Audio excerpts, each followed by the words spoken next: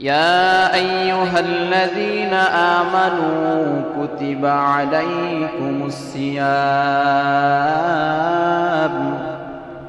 كما كتب على الذين من قبلكم لعلكم تتقون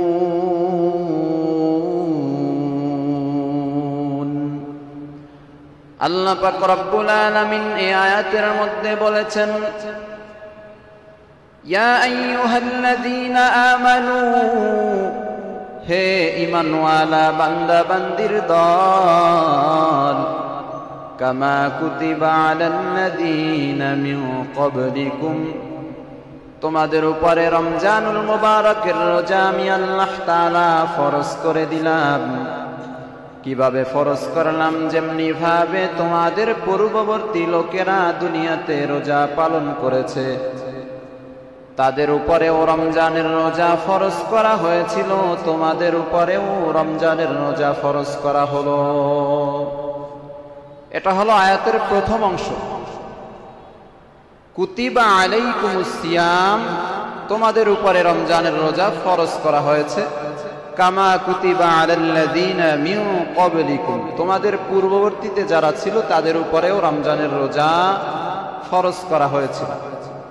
আমাদের এই আয়াতের মূল মাকসাদ হলো শেষের অংশটা। আল্লাহ তাআলা বলেন লাআল্লাকুম তাত্তাকুন, রমজান মাস আমি আল্লাহ তাআলা তোমাদেরকে কেন দিলাম? এ রমজান মাস তোমাদেরকে দেওয়ার গুরুত্বপূর্ণ এক কারণ হলো লাআল্লাকুম তাত্তাকুন, রমজান মাসে তোমরা যেন তাকওয়া অর্জন করতে পারো, হৃদয়ের মধ্যে যেন আল্লাহ ভীতি জাগ্রত করতে পারো।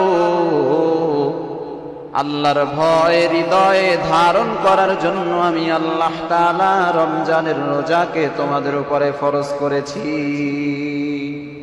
সুবহানাল্লাহ। আমাদের আলোচনার মূল পয়েন্ট হচ্ছে লাআল্লাকুম তাত্তাকুন, আমাদেরকে রমজান কেন দেওয়া হয়েছিল? তাকওয়া অর্জন করার জন্য, আল্লাহর ভয় এবং আল্লাহর ভালোবাসা বক্ষে ধারণ করার জন্য।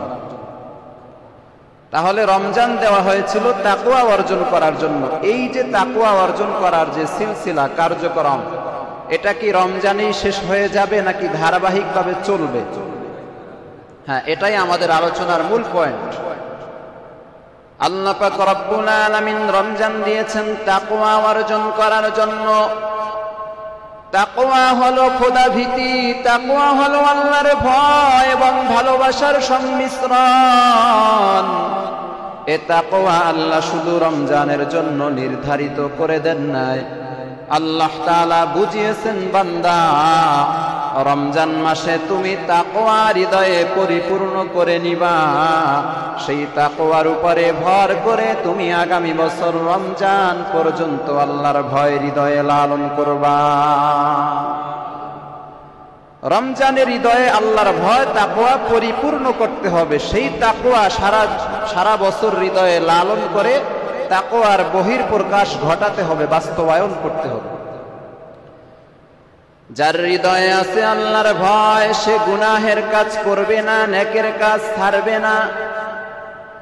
ভালো করে বুঝতে হবে মুমিন, রমজান মাসে রোজা রেখে তাকওয়া অর্জন হয়েছে কিনা কিভাবে বুঝবো?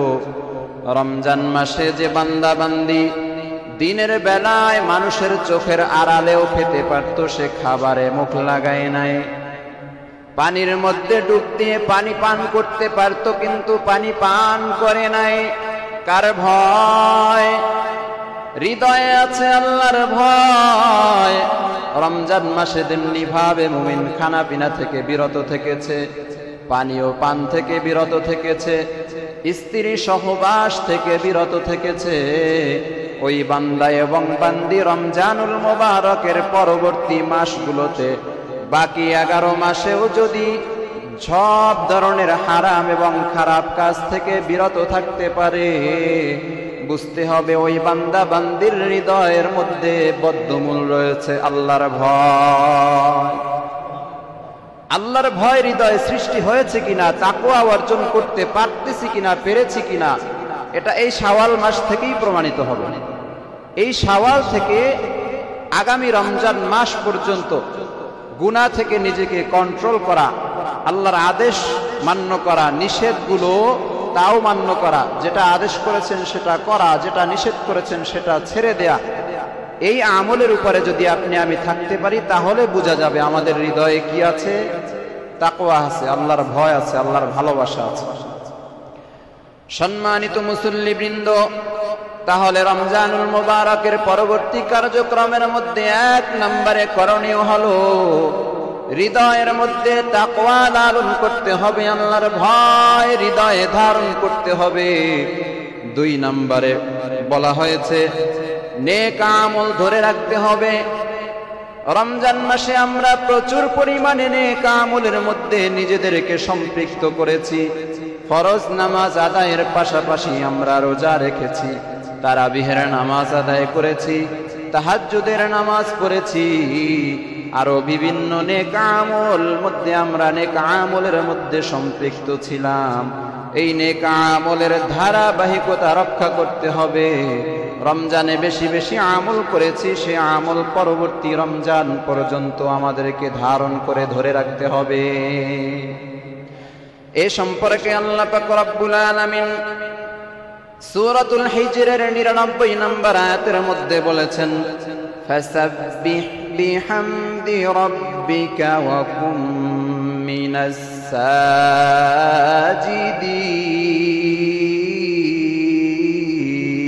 আল্লাহু আকবার। আল্লাহ পাক রব্বুল আলামিন বলেন, হে পয়গম্বর, আপনি আপনার রবের ইবাদত করতে থাকুন। কতক্ষণ পর্যন্ত আল্লাহর ইবাদত আপনি করবেন? ওয়া'বুদ রাব্বাকা হাত্তা ইয়াতিয়াকাল ইয়াকিন। আল্লাহু আকবার। আল্লাহ পাক রব্বুল আলামিন বলেন, পয়গম্বর, আপনি আপনার রবের ইবাদত করতে থাকুন, করতে থাকুন। যে ইবাদত আপনি শুরু করেছেন, ইবাদত বন্ধ করবেন না, ইবাদত চলমান রাখুন।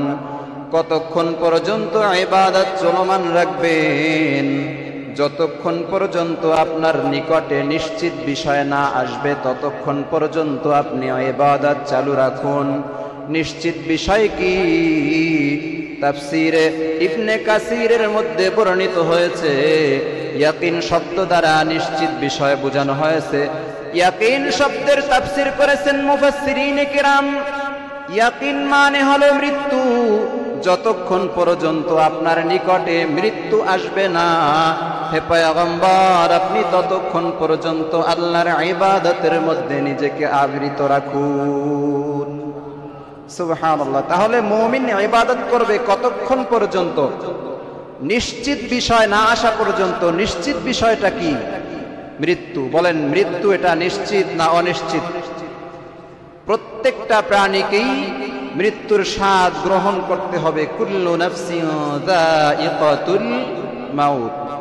প্রত্যেক প্রাণী মৃত্যুর স্বাদ গ্রহণ করবে, আমরা করব না? তাহলে আমাদেরকে ইবাদত করতে হবে মৃত্যু পর্যন্ত, না শুধু রমজান মাসে। ভালো করে বুঝতে হবে, রমজানে আমরা অধিক পরিমাণে নেক আমল বৃদ্ধি করেছি, এ নেক আমলগুলো ধরে রাখতে হবে। কতক্ষণ পর্যন্ত? মৃত্যু পর্যন্ত। সম্মানিত মুসল্লিবৃন্দ, রমজানুল মুবারকের পরবর্তী করণীয়র মধ্যে আমাদের 3 নম্বরের করণীয় হলো কুরআনুল কারীমের তেলাওয়াত চালু রাখা। রমজান মাসে অনেক মা বোন, অনেক বাবারা কুরআনুল কারীম তেলাওয়াত করেছে, কুরআন খতম করেছে।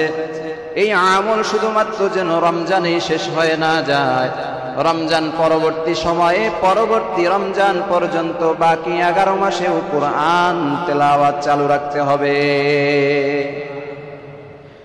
এ সম্পর্কে সূরাতুল ফাতিরের 29 এবং 30 নম্বর আয়াতের মধ্যে বলা হয়েছে, আল্লাহ পাক রব্বুল আলামিন বলেন, ইন্নাল্লাযীনা ইয়াতলুনা কিতাবাল্লাহ আল্লাহ তাআলা বলেন যারা আল্লাহর কিতাব তেলাওয়াত করে ওয়া আকামুস সালাহ, 2 নম্বরে যারা নামাজ আদায় করে, ওয়া আনফিকু মিম্মা রাযাকনাহুম সিররা, এবং যারা গোপনে ও প্রকাশ্যে দান করে, সদকা করে, টাকা পয়সা ব্যয় করে, ওয়া আলানিয়াতান ইয়ারজুনা তিজারাতান লান তাবুর। আল্লাহ পাক রব্বুল আলামিন বলেন যেই সমস্ত বান্দারা নামাজ আদায় করে, কুরআনুল কারীমের তেলাওয়াত করে, প্রকাশ্যে এবং গোপনে দান সদকা করে, টাকা পয়সা ব্যয় করে, তারা এমন এক ব্যবসার আশা করতেছে যেই ব্যবসা কখনোই ধ্বংস হবে না। সুবহানাল্লাহ। দুনিয়াতে আমরা ব্যবসা করি, মুরগির ফার্ম যাদের আছে, এটা ধ্বংস হওয়ার সম্ভাবনা আছে না নাই? পুকুরে মাছ চাষ করতেছি, এই পুকুরের মাছ হারিয়ে যাওয়ার সম্ভাবনা আছে না নাই? মরে যাওয়ার সম্ভাবনা আছে। ব্যবসা প্রতিষ্ঠানে আমরা দোকানপাট ইত্যাদির মাধ্যমে ব্যবসা বাণিজ্য করতেছি, এই ব্যবসা ধ্বংস হওয়ার সম্ভাবনা আছে না নাই? কিন্তু আল্লাহ তাআলা বলেছেন যে যারা কোরআন তেলাওয়াত করে, নামাজ কায়েম করে, গোপনে এবং প্রকাশ্যে দান সদকা করে, এরা যেই ব্যবসায় নেমেছে, এরা যে ব্যবসার আশা করে, এই ব্যবসা ধ্বংস হওয়ার কোনো সম্ভাবনা নেই। সুবহানাল্লাহ। প্যারা হাজিরিন, আল্লাহ তাআলা আয়াতের শেষ অংশের মধ্যে বলেছেন লিউওয়াফিয়াহুম উজুরাহুম, যাতে আল্লাহ তাদেরকে পরিপূর্ণ প্রতিদান দান করেন, দান করবেন, ওয়ায়াজিদাহুম মিন ফাদলি, এবং আল্লাহ তাআলা নিজ অনুগ্রহে তাকে আরো বেশি বাড়িয়ে দিবেন। সুবহানাল্লাহ। এই যে ব্যবসায়ী, কোন ব্যবসায়ী কোরআন তেলাওয়াত করে, নামাজ কায়েম করে, প্রকাশ্যে এবং গোপনে দান সদকা করে, এই ব্যবসায়ীকে আল্লাহ তাআলা প্রতিদান দিবেন। কতটুকু দিবেন? আল্লাহ তাআলা তো আসল প্রতিদান দিবেনই, এরপরেও আল্লাহ তাআলা তাকে অধিক পরিমাণে প্রতিদান বাড়িয়ে দিবেন। সুবহানাল্লাহ। তো এই ব্যবসায় লাভ আছে না নাই? নিশ্চিত নাকি অনিশ্চিত? নিশ্চিত। দুনিয়ার ব্যবসা বাণিজ্য অনিশ্চিত, কিন্তু আল্লাহর সাথে যদি কেউ ব্যবসা করে, এই ব্যবসা অনিশ্চিত নয়, নিশ্চিত ব্যবসা। এরপরে আল্লাহ তাআলা বলেন ইন্নাহু গফুরুন শাকুর, আল্লাহ পাক রব্বুল আলামিন নিশ্চয় অতি ক্ষমাশীল এবং গুনাহগ্রহী। তাহলে আমরা 3টি বিষয়ে জানলাম। রমজান পরবর্তী 4 নম্বরের আমাদের আমল হলো 5 ওয়াক্ত নামাজের প্রতি যত্নবান হওয়া। রমজান মাসে অনেক নামাজের সংখ্যা বেড়ে যায়, কিন্তু দেখা যায় ঈদের পরের দিন থেকে আর নামাজের সংখ্যা বাড়ে না, কমতে থাকে। এই যে কমতে থাকা, এটা আমাদের জন্য অনেক বড় ক্ষতির কারণ। রমজান মাসে 5 ওয়াক্ত নামাজ জামাত সহকারে আদায় করেছি পুরো রমজান মাস, এরকম মুসল্লি অনেক আছে না নাই? রমজান চলে গেছে তো 5 ওয়াক্ত নামাজের ইহতিমাম ছেড়ে দিয়েছে, এটা অনেক বড় গুনাহের কাজ। সম্মানিত মুসল্লিবৃন্দ, তাহলে 5 ওয়াক্ত নামাজের প্রতি যত্নবান হতে হবে। নামাজ আদায়ের উত্তম সময় হলো নামাজের রক্ত যখন শুরু হয়, প্রথম ওয়াক্তেই বান্দা এবং বান্দি আল্লাহ তাআলার কুদরতি কদমের মধ্যে সিজদায় লুটিয়ে পড়বে। পুরুষেরা মসজিদে এসে জামাত সহকারে আদায় করবে, মা বোনেরা ঘরের মধ্যে নির্জন জায়গায়, নির্জন স্থানের মধ্যে তারা 5 ওয়াক্ত নামাজ আদায় করবে। তাহলে শুধুমাত্র শুক্রবারের মুসল্লি হলে ক্ষমা পাওয়া যাবে না। শনি, রবি, সোম, মঙ্গল, বুধ, বৃহস্পতি, শুক্র, পুরো সপ্তাহের 7 দিনই আমাদেরকে নামাজ আদায় করতে হবে। মঙ্গল, বুধ, বৃহস্পতি, শনি, রবি, সোম, এই কয়দিনের নামাজ তুই পড়লি না অধম। মঙ্গল, বুধ, বৃহস্পতি, শনি, রবি, সোম, এই কয়দিনের নামাজ তুই পড়লি না অধম। শুধু জুমা পড়লি রে তুই, শুধু জুমা পড়লি রে তুই, অন্য নামাজ পড়লি না, মহান আল্লাহ তোকে ছাড়বে না ও বান্দা, মহান আল্লাহ তোকে ছাড়বে না ও বান্দি, মহান আল্লাহ তোকে ছাড়বে না। ঠিক না বে ঠিক? সম্মানিত মুসল্লিবৃন্দ, শুধুমাত্র শুক্রবারের নামাজ আদায় করলেই সত্যিকারের মুসল্লি হওয়া যাবে না। 5 ওয়াক্ত নামাজ প্রতিনিয়ত যে বান্দা এবং বান্দি সঠিক সময়ে আদায় করবে, পুরুষেরা জামাত সহকারে আদায় করবে, মা বোনেরা ঘরের নির্জন জায়গায় আদায় করবে, এরাই হলো সত্যিকারের নামাজি। এই নামাজির জন্য আল্লাহ তাআলা জান্নাতুল ফেরদাউসের ব্যবস্থা রেখেছেন। নামাজ ছেড়ে দিয়ে অন্য কোনো আমল গ্রহণযোগ্য হবে না যদি আমরা ফরজ নামাজ আদায় না করি। কারণ কিয়ামতের দিন ওঠার পরে আমাদের যেই জিনিসের হিসাবটা প্রথম হবে সেটার নাম কি? নামাজ। এ সম্পর্কে তিরমিজি শরীফের 413 নম্বর হাদিসের মধ্যে বর্ণিত হয়েছে, ইন্না আউওয়ালা মা ইউহাসাবু বিহিল আবদু ইয়াউমাল কিয়ামাতিস সালাহ।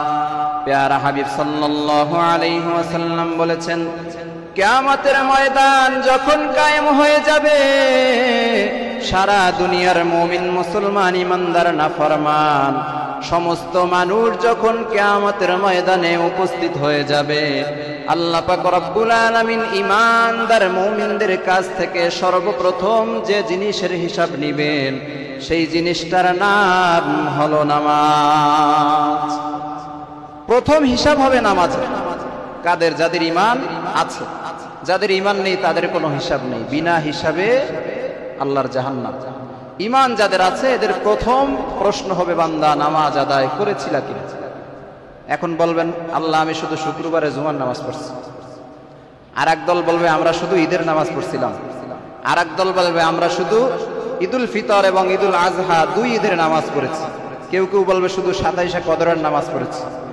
এইভাবে জবাব দিয়ে আল্লাহর কাছ থেকে পার পাওয়া যাবে না। নাজাত প্রাপ্ত দল হলো যারা 5 ওয়াক্ত ফরজ নামাজ সঠিক সময়ে জামাত সহকারে আদায় করেছে। বাকি আমল তো এটার জন্য সাপোর্ট হিসেবে, কিন্তু প্রথম আমল হচ্ছে নামাজ, 5 ওয়াক্ত নামাজ। এজন্য 5 ওয়াক্ত নামাজ আমাদেরকে পড়তেই হবে। এখানে শুধু ইনশাআল্লাহ বললে হবে না যে হুজুর ইনশাআল্লাহ পড়বো। তাবলিগে গিয়ে অনেক মানুষ কি বলে? বারবার ইনশাআল্লাহ বলে। কে আছেন এক চিল্লা লাগাবেন? সবাই কয় ইনশাআল্লাহ। যখন নাম লেখা শুরু হয়েছে 5 জনও নাই। এই যে পরিস্থিতি মাদ্রাসায় থাকা অবস্থায় আমরা দেখেছি, 3 দিন আবার চিল্লার জন্য নাম লেখানো হচ্ছে, সবাই সমস্যারে জোরে আওয়াজে বলতেছে সবাই আমরা যাব। যখন নাম লেখানো শুরু হয়েছে তখন 5 জন 10 জন ছাড়া নাই। এই যে এই ইনশাআল্লাহ কিন্তু কাজ হবে না। ইনশাআল্লাহ মানে হলো আমি করবই। তাহলে 5 ওয়াক্ত নামাজ আমরা সঠিক সময়ে জামাত সহকারে আদায় করবই, নাকি ওই সাধারণ ইনশাআল্লাহ বলে রাইখে দিবেন যে আল্লাহ যদি চায়? আল্লাহ চাক বা না চাক, মুমিনকে সুস্থ থাকলে 5 ওয়াক্ত নামাজ পড়তেই হবে, যদি সে পাগল না হয়। এটা আল্লাহ চাওয়া না চাওয়ার উপরে কিছুই নেই। আপনি ইমানদার হলে আপনাকে 5 ওয়াক্ত নামাজ পড়তেই হবে। সম্মানিত মুসল্লিবৃন্দ, রমজান পরবর্তী 5 নম্বরের আমল হলো নফল ইবাদতের অভ্যাস চালু রাখা। রমজান মাসে আমরা যেমনি ভাবে প্রতিদিন বিভিন্ন ধরনের নফল আমল করেছি, ঠিক তেমনি ভাবে রমজানের পরবর্তী শাওয়াল মাস থেকে শুরু করে পরবর্তী রমজান পর্যন্ত নফল ইবাদতগুলো চালু রাখতে হবে। এটা কন্টিনিউ করতে হবে নিয়মিত প্রত্যেক দিন। রমজান মাসে আমরা কি কোনো আমল এমন করেছি যে আজকে করেছি আর 10 দিনে করি নাই? এরকম আমল আমাদের ছিল না। প্রতিদিনই আমরা কম বেশি আমল করার চেষ্টা করেছি। সেই নফল আমলগুলো আমাদেরকে ধারণ করতে হবে। এ সম্পর্কে বুখারী শরীফের 6435 নম্বর হাদিসের মধ্যে বর্ণিত হয়েছে, আহাব্বুল আমালি ইলাল্লাহ, আল্লাহ পাক রব্বুল আলামিনের কাছে সব থেকে প্রিয় আমল হলো আদওয়ামুহা, যে আমলটা নিয়মিত করা হয় সে আমলটা আল্লাহ তাআলার কাছে সব থেকে প্রিয় আমল। হাদিসের শেষ অংশের মধ্যে বলা হয়েছে, ওয়া ইন ক্বাল্লা, নিয়মিত যে আমলটা করা হয় এটা যদি পরিমাণে কম হয় তবু আল্লাহ তাআলার কাছে আমলটা সব থেকে প্রিয়। এমন হতে পারে ছোট্ট একটা আমল কিন্তু প্রত্যেক দিন করা হয়, প্রত্যেক দিন যে আমলটা করা হয় সেটা যদি যাররা পরিমাণেও হয় সে আমলটা আল্লাহ তাআলার কাছে অনেক বেশি প্রিয়।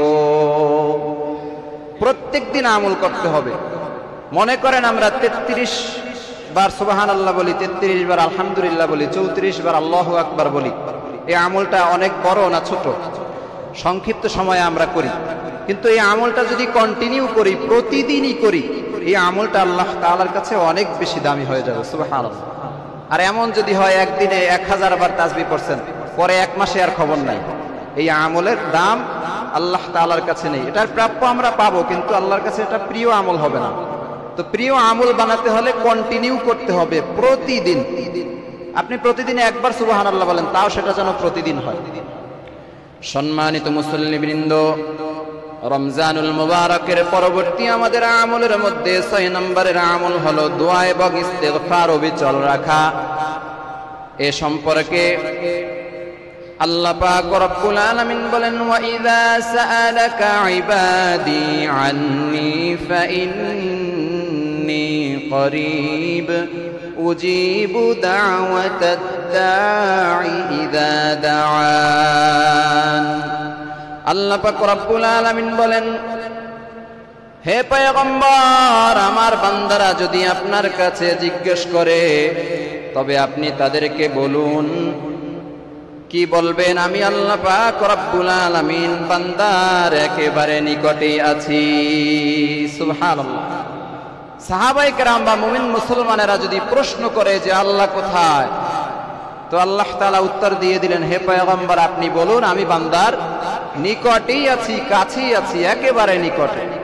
হাদিসের সমর্থন পাওয়া যায় যে আল্লাহ কত নিকটে? বান্দার সার রাত যতটা বান্দার নিকটে, তার থেকেও আল্লাহ তাআলা বেশি নিকটে। সুবহানাল্লাহ। আমাদের শরীরের অংশ এগুলো কি দূরে না আমাদের সাথেই জড়িত? তাহলে আল্লাহ তাআলাও আমাদের একদম সাথেই আছে। সম্মানিত মুসল্লিবৃন্দ, আল্লাহ পাক রব্বুল আলামিন বলেন, উজিবু দাওয়াতাদ দাঈ ইযা দাআন। বান্দা যখন আমি আল্লাহ তাআলার কাছে দোয়া করে, আমি আল্লাহ তাআলা বান্দার দোয়া কবুল করে নেই। তাহলে আমাদের রমজানের পরবর্তী 6 নম্বরের আমল হলো দোয়া করা, ইস্তেগফার করা। কারণ দোয়া করালে কবুল করে নেবেন কে? ওয়াদা দিয়েছেন কে? আল্লাহ ওয়াদা দিয়েছেন যে বান্দা যদি আমার কাছে দোয়া করে আমি কবুল করে নেব। বান্দা আস্তে বলুক, জোরে বলুক, সব কথাই আমি শুনি। আমি আছি কোথায়? বান্দার একদম নিকটে। সম্মানিত মুসল্লিবৃন্দ, রমজানুল মুবারকের পরবর্তী আমলের মধ্যে 7 নম্বর আমল হলো দান সদকা করা। তিরমিজি শরীফের 1961 নম্বর হাদিস, প্যারা হাবিব সাল্লাল্লাহু আলাইহি ওয়াসাল্লাম বলেন, আস-সাখিয়্যু করিবুম মিনাল্লাহ। দানশীল বান্দার আল্লাহ পাক রব্বুল আলামিন দানশীল বান্দার একেবারে নিকটবর্তী। সুবহানাল্লাহ। যে ব্যক্তি দান করে, দান সদকা করে, আল্লাহ তাআলা ওই ব্যক্তির একেবারে নিকটে থাকে। এই কারণেই বিভিন্ন হাদিসের মধ্যে পাওয়া যায় যে বান্দাবান্দি যখন দান করে, আল্লাহ তাআলা বালা মুসিবত, রোগ ব্যাধি থেকে বান্দাবান্দিকে হেফাজত করে। সুবহানাল্লাহ। কারণ আল্লাহর দৃষ্টি, আল্লাহর গভীর দৃষ্টি বান্দাবান্দির উপরে থাকে, কারণ আল্লাহ এ দান সদকাকারীকে পছন্দ করেন, ভালোবাসেন। হাদিসের দ্বিতীয় অংশের মধ্যে বলেছেন, করিবুম মিনান নাস। দানশীল ব্যক্তি মানুষের নিকটবর্তী হয়ে যায়। কারণ সমাজের মধ্যে যে ব্যক্তি বেশি বেশি অসহায় মানুষদেরকে দান করে, মানুষের সাথে তার হৃদয়ের সম্পৃক্ততা, হৃদ্রতা বেশি হয়ে যায়, গভীর হয়ে যায়। এজন্য দান সদকাকারী ব্যক্তি মানুষের একেবারে নিকটবর্তী হয়ে গিয়ে আল্লাহ তাআলার কাছ থেকে অনেক ধরনের প্রতিদান পায়। বিভিন্ন জায়গার মধ্যে সফর করা অবস্থায় দেখেছি মানুষ বড়লোক ব্যক্তিদেরকে গালিগালাজ করে। সত্য কথা, আমি নিজ কানে শুনেছি। কেন করে জানেন? বড়লোক ব্যক্তিদেরকে গালি দেওয়ার একটা কারণ খুঁজে বের করেছি, সেটা হলো বড়লোক ব্যক্তিরা গরিব ব্যক্তিদের সাথে তেমন একটা মিশে না। মানে মানুষের সাথে মিশতে হলে তো কাছে যেতে হবে। তো যে ব্যক্তিরা দান সদকা করে, এরা মানুষের সাথে মিশে, মানুষের সাথে কথা হয়। ব্যক্তি বড়লোক হলেও সমাজের মানুষের সাথে তার সম্পৃক্ততা থাকে। এরকম ভাবে অনেক গাড়িওয়ালারাও দেখেছি গালিগালাজ করতেছে, অমুক ব্যক্তি বড় হয়েছে, বড় লোক হয়ে গেছে, আমাদের ফ্যামিলির লোক, আমাদের পরিবারের লোক, তাতে কি হয়েছে, ওর মতো খারাপ মানুষ আর নাই। এই যে খারাপ বলতেছে অনেকগুলো কারণে বলতেছে না, একটি মাত্র কারণ, একটি কারণই তারা বেশি উল্লেখ করে, সেটা কি আমাদের সাথে মিশে না, আমাদেরকে দাম দেয় না, মূল্যায়ন করে না। তো বড়লোক ব্যক্তি আমরা ধনী যারা আছি, সমাজের মানুষের সাথে আমরা যত সম্পৃক্ততা হৃদ্রতা বাড়াবো, মানুষের সাথে আমাদের আচার আচরণ যত বেশি সুন্দর হবে, ভালো হবে, আমরা তত মানুষের নিকটবর্তী হতে পারবো, মানুষের কাছ থেকে আমরা দোয়া পাবো। এজন্য ধনাঢ্য ব্যক্তিরা, দানশীল ব্যক্তিরা সমাজের মানুষের সাথে বেশি বেশি ওঠা বসা করার চেষ্টা করবো, এতে আমাদের লাভ, তাদের থেকে আমাদের লাভটা বেশি। অসহায় ব্যক্তিদের দোয়া, মজলুম ব্যক্তিদের দোয়া, আল্লাহ যখন তাদের সাথে মিশবো, তাদের সাথে সুন্দর আচরণ করব, তারা আপনার আমার জন্য দোয়া হাদিয়া দিবে, এর থেকে বড় পাওয়া আর কিছু না। মানুষ যদি কোনো মানুষের কাছ থেকে কিছু কামনা করে, দোয়ার থেকে বড় উপটৌকন, বড় হাদিয়া আর কিচ্ছু দুনিয়াতে নেই। এজন্য আমরা দোয়া অর্জন করব, দোয়া কামাবো, বিশেষ করে গরিব ব্যক্তিদের কাছ থেকে। আল্লাহ যেন আমাদেরকে তৌফিক দান করেন।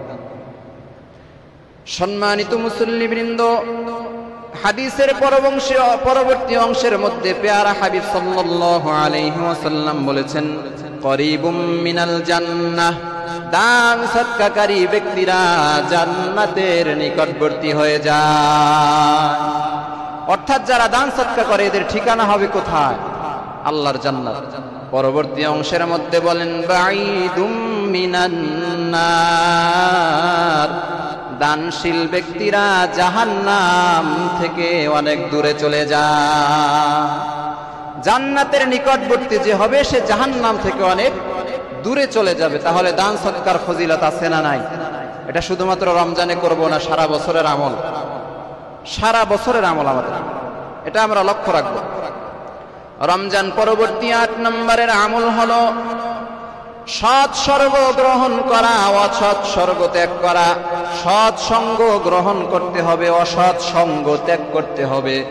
ভালো ব্যক্তিদেরকে বন্ধু বানাতে হবে। অসৎ ব্যক্তি, খারাপ ব্যক্তি, যারা পাপাচারে লিপ্ত থাকে, মদ জুয়ায় যারা আসক্ত, বিভিন্ন ধরনের খারাপ কাজে, নেশাদ্রব্যে যারা আক্রান্ত, এদের থেকে দূরত্ব বজায় রাখতে হবে। নামাজি, পরহেজগার, আল্লাহওয়ালা ব্যক্তিদের সাথে বন্ধুত্ব করতে হবে। এ সম্পর্কে আবু দাউদ শরীফের হাদিস 4833 নম্বর হাদিসের মধ্যে আল্লাহর রাসূল বলেন, আল মারউ আলা দীনি খলিলি, মানুষ তার সঙ্গীর দ্বীনের উপরে থাকে। অর্থাৎ যে ব্যক্তি যার সংস্পর্শে যায় তার থেকে কোনো কিছু গ্রহণ করে, কোনো আমল গ্রহণ করে। পেয়ারা হাবিব শেষ অংশের মধ্যে বলেন, ফালইয়ানজুর আহাদাকুম মান ইউখালিল, তাই বন্ধুত্ব করার ক্ষেত্রে তোমরা সতর্কতা অবলম্বন করো, সাবধানতা অবলম্বন করো। যে কোনো ব্যক্তিকে তোমরা বন্ধু বানায়ো না। নেককার, পরহেজগার, সৎ ব্যক্তি দেখে তোমরা বন্ধুত্ব করো। অসৎ বন্ধুর সংস্পর্শে যদি ভালো মানুষও যায়, সে নষ্ট হয়ে যায়। উদাহরণ দিলে আপনারা সহজে বুঝবেন। পেঁপে চিনি আমরা, কোম্বা পেঁপে। কোম্বা পেঁপে যখন গাছের মধ্যে পেকে যায়, ওই পেঁপের পাশাপাশি যদি আর কোনো পেঁপে থাকে, একটা পেঁপে যদি পচন ধরে, পাশের পেঁপেটাও পচে কি পচে না? দেখেন না জীবনে আপনারা? শুধুমাত্র এটা কিন্তু পেঁপের ক্ষেত্রে না, যত ধরনের ফল ফলাদি আছে, একটার সাথে আরেকটা যখন মিলে থাকে, একটাই যখন পচন ধরে, পাশের ভালো ফলটাও পচন শুরু হয়ে যায়। এর কারণ কি? অসৎ সঙ্গে সর্বনাশ। সম্মানিত মুসল্লিবৃন্দ, সমাজের পরিস্থিতিও এমন। যারা ভালো মানুষ, এদের সাথে যদি আমরা থাকতে পারি, তাহলে আমরা ভালো কিছু শিখতে পারবো, নামাজের প্রতি উদ্বুদ্ধ হব। মসজিদে জোহরের আজান হয়ে গেছে, আসরের আজান হয়ে গেছে, ভালো বন্ধু বলবে, ভাই আগে নামাজে চল, নামাজ পড়ে এরপরে বাকি কাজ চালাবো। আর খারাপ বন্ধু বলবে, ফ্রি ফায়ারে আর কিছুক্ষণ মাইরে নেই, এরপরে আমরা নামাজ পড়ে নিব। পরবর্তীতে দেখা যাবে ফ্রি ফায়ার খেলতে খেলতে বা অন্য খারাপ জিনিসের সাথে সম্পৃক্ত থাকতে থাকতে আসরের রক্ত চলে গেছে। এরকম হয় কি হয় না? এজন্য আমাদেরকে ভালো ব্যক্তিদেরকে বন্ধু বানাতে হবে। সম্মানিত মুসল্লিবৃন্দ, 9 নম্বরের আমল হলো হারাম ও পাপ কাজ থেকে নিজেদেরকে বিরত রাখতে হবে, আটকাতে হবে। রমজান মাসে অনেক ব্যক্তিরা নাটক সিনেমা দেখে না, এই কারণে রোজা হালকা হয়ে যায়। অনেক ব্যক্তিরা বেগানা নারীর দিকে তাকায় নাই, অনেক ব্যক্তিরা মদ গাঁজা সেবন করে নাই, বিড়ি সিগারেট পান করে নাই। সব ধরনের হারাম এবং খারাপ কাজ থেকে নিজেদেরকে বিরত রেখেছে। রমজান মাস যাওয়ার পরে অনেকে এই সমস্ত খারাপ কাজগুলো পুনরায় শুরু করেছে। না না না মুমিন ভাই, রমজানে যে আমলগুলো করেছি, রমজানে আমরা যে সমস্ত হারাম কাজ থেকে, পাপাচার থেকে বিরত থেকেছি, রমজানের পরবর্তী সময়ে অর্থাৎ পরবর্তী রমজান পর্যন্ত আমাদেরকে হারাম এবং পাপাচার থেকে বিরত থাকতে হবে। সম্মানিত মুসল্লিবৃন্দ, 10 নম্বরের আমল হলো বুখারী শরীফের 6462 নম্বর হাদিসের মধ্যে বর্ণিত হয়েছে, আল্লাহর রাসূল বলেন, আত্মপরিশুদ্ধি করতে হবে এবং আমলের ধারাবাহিকতা রক্ষা করতে হবে। 10 নম্বর আমলের 1 নম্বর কাজ হলো আমাদের অন্তরকে পরিশুদ্ধ করতে হবে। অন্তরের মধ্যে অহংকার, রিয়া, বিভিন্ন ধরনের খারাপ চিন্তা ভাবনা হৃদয়ের মধ্যে লালন করা যাবে না। এক মুমিন আর এক মুমিনের প্রতি হিংসা বিদ্বেষ লালন করা যাবে না। 2 নম্বরের কাজ হলো আমলের ধারাবাহিকতা রক্ষা করতে হবে। আল্লাহর রাসূল বলেন, কানা আহাব্বুল আমালি ইলা রাসূলিল্লাহি সাল্লাল্লাহু আলাইহি ওয়াসাল্লাম, প্যারা হাবিবের কাছে সব থেকে প্রিয় আমল হচ্ছে আল্লাযী ইয়াদুমু আলাইহি সাহিবুহু, যে আমল সব সময় নিয়মিত করা হয়।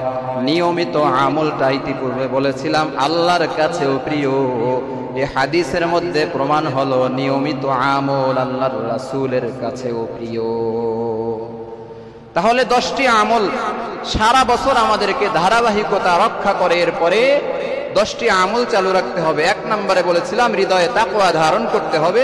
2 নম্বরে নেক আমল ধরে রাখতে হবে। 3 নম্বর কোরআন তেলাওয়াত অব্যাহত রাখতে হবে। 4 নম্বর 5 ওয়াক্ত নামাজ সঠিক সময়ে আদায় করতে হবে। 5 নম্বর নফল ইবাদতের অভ্যাস চালু রাখতে হবে। 6 নম্বর দোয়া এবং ইস্তিগফার করতে হবে। 7 নম্বর দান সৎকার আমল অব্যাহত রাখতে হবে। 8 নম্বর সৎ সঙ্গ গ্রহণ করতে হবে, অসৎ সঙ্গ ছেড়ে দিতে হবে।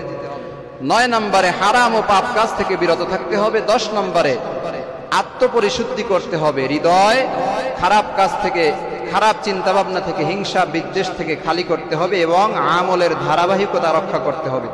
সম্মানিত মুসল্লিবৃন্দ, এটা হলো শাওয়াল থেকে পরবর্তী রমজান পর্যন্ত আমাদের নিয়মিত আমল। এরপরে আসেন যে মাসে আমরা অবস্থান করেছি, এ মাসের নাম কি? শাওয়াল মাস। এই শাওয়াল মাসের গুরুত্বপূর্ণ একটি আমল আছে, একটি না 3টি আমল।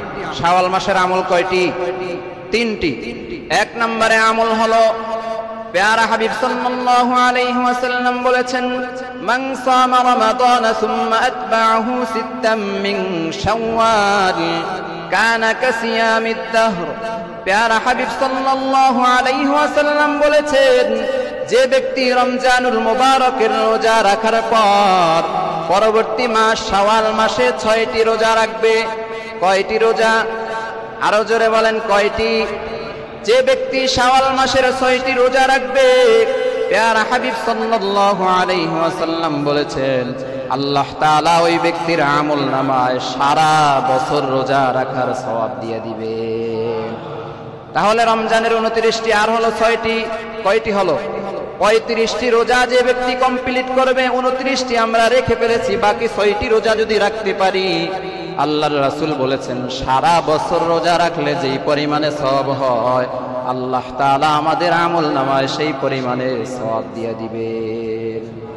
অপর হাদিসের মধ্যে বর্ণিত হয়েছে, মান সামা রমাদান ওয়া আতবা'হু সিত্তাম মিন শাওয়াল, যে ব্যক্তি রমজান মাসের রোজা রাখার পরে পরবর্তী শাওয়াল মাসের 6টি রোজা রাখবে, খারাজা মিন যুনুবিহি কায়াউমি ওয়ালাদাতুহু উম্মুহু, আল্লাহর রাসূল বলেন সে ব্যক্তি এমন ভাবে গুনাহমুক্ত হয়ে যাবে, মনে হয় যেন সে ব্যক্তি আজ দুনিয়া থেকে মাত্র জন্মগ্রহণ করেছে। মনে হয় যেন সে ব্যক্তি আজ কেবলমাত্র মায়ের গর্ভ থেকে দুনিয়াতে এসেছে। যে ব্যক্তি রমজানের রোজা রাখার পরবর্তী সময়ে আরো 6টি রোজা রাখবে, শাওয়াল মাসের রোজা রাখবে, সে ব্যক্তি নিষ্পাপ হয়ে যাবে। আল্লাহর রাসূল উদাহরণ দিয়েছেন, মায়ের গর্ভ থেকে সন্তান যেমনি ভাবে নিষ্পাপ হয়ে দুনিয়াতে আগমন করে, 35টি রোজা রাখনেওয়ালা ব্যক্তিকে আল্লাহ তাআলা নিষ্পাপ বানায়া দিবেন। এজন্য আমরা শাওয়াল মাসের 6টি রোজা রাখতে রাজি আছি না নাই? আজকে থেকেও রাখতে পারি। অর্থাৎ পুরো শাওয়াল মাসের যে কোনো সময় আপনি রাখবেন। ধারাবাহিকভাবে রাখা উত্তম। ধারাবাহিকভাবে না পারলে ভেঙে ভেঙে রাখবেন। একটা দুইটা করে রাখবেন, আবার মাঝখানে ভাঙবেন, আবার রাখবেন। এরকম ভাবে আমরা 6টি রোজা এই মাসে কমপ্লিট করব। 2 নম্বরে শাওয়াল মাসের গুরুত্বপূর্ণ আমল হলো বিবাহ। এ সম্পর্কে প্যারা হাবিব সাল্লাল্লাহু আলাইহি ওয়াসাল্লাম বলেন, লাম নারা লিল মুতাহাব্বিনা মিসলান নিকাহ। দুজনে পরস্পরে ভালোবাসা যদি স্থাপন করতে হয়, বিবাহের কোনো বিকল্প নেই। বিবাহ বন্ধন ব্যতীত সব ধরনের ভালোবাসা আল্লাহ তাআলা হারাম করে দিয়েছেন। ভালোবাসা যদি করতে হয় যুবক ভাইয়েরা, কোনো বোনকে মিস কল মারা যাবে না, মেসেঞ্জারে গুতাগুতি ঝামেলা করা যাবে না। ভালো যদি কাউকে বাসতে হয় তাহলে বিবাহ করতে হবে। প্রেম বলতে বিয়ের আগে কোনো বিষয় ইসলামে নেই। রাস্তার পাশে দাঁড়িয়ে গোলাপ ফুল হাতে নিয়ে এরপরে আই লাভ ইউ বলা চলবো না। তাহলে কি করতে হবে? কোন মেয়েকে আপনার পছন্দ হয়েছে, পছন্দ হতেই পারে, তবে কাজ হলো সাহস নিয়ে মেয়ের বাবার কাছে গিয়ে প্রস্তাব দেওয়া। বিবাহ করতে হবে। কাউকে ভালো লেগেছে, বাবার কাছে মায়ের কাছে গিয়ে প্রস্তাব পাঠাও। রাস্তাঘাটে কোনো মেয়েকে অত্যাচার করা যাবে না, অপমানিত করা যাবে না, কোন ধরনের খারাপ কাজের ভিতরে অংশগ্রহণ করা যাবে না। একজন নারী অনেক লজ্জাবতী থাকে, কিন্তু রাস্তার পাশে দাঁড়িয়ে দাঁড়িয়ে বিভিন্ন ধরনের খারাপ কথা বলে। অনেক যুবক ভাইয়েরা বোনদের লজ্জাকে এরা ধ্বংসের দিকে ঠেলে দেয়। এরপরে পরিস্থিতি এমন দাঁড়ায়, ওই লজ্জাশীল নারী যে লজ্জাবতী ছিল, তার লজ্জা কমে যাওয়ার কারণে পরবর্তীতে 10, 15, 20টা যুবককে পিছনে পিছনে ঘুরায়। দায়ী কারা? প্রথম দায়ী হলো যুবক ভাই। এজন্য সতর্ক হতে হবে। বিবাহের জন্য প্রস্তাব পাঠাতে হবে। পছন্দ হয়েছে ডাইরেক্ট প্রস্তাব পাঠাও পিতামাতার কাছে, বিকল্প কোনো পথ নেই। সম্মানিত মুসল্লিবৃন্দ, 3 নম্বরে শাওয়াল মাসের আমল হলো হজের প্রস্তুতি গ্রহণ করা। তাহলে শাওয়াল মাসের আমরা 3টি আমল পেলাম। 1 নম্বরে শাওয়াল মাসে রোজা রাখতে হবে কয়টি? আরো জোরে বলেন কয়টি? 6টি। 2 নম্বরের আমল হলো সর্বোত্তম সময়, বিবাহের সর্বোত্তম সময় হলো শাওয়াল মাসে বিয়ে করা। শাওয়াল মাসে বিয়ে করা সুন্নাত এবং মুস্তাহাব। আমরা যারা বিবাহের উপযুক্ত হয়ে গেছি, আমরা শাওয়াল মাসে বিবাহ করে নিব। 3 নম্বরে শাওয়াল মাসের আমল হলো হজের প্রস্তুতি গ্রহণ করা। আল্লাহ তাআলা আমাদেরকে যেন শাওয়াল মাসের 3টি আমল সহ বাকি যে আমরা 10টি আমল সম্পর্কে আলোচনা করেছি, সমস্ত আমলগুলো ধরে রেখে আমল করার তৌফিক দান করেন। সকলে বলি আমিন।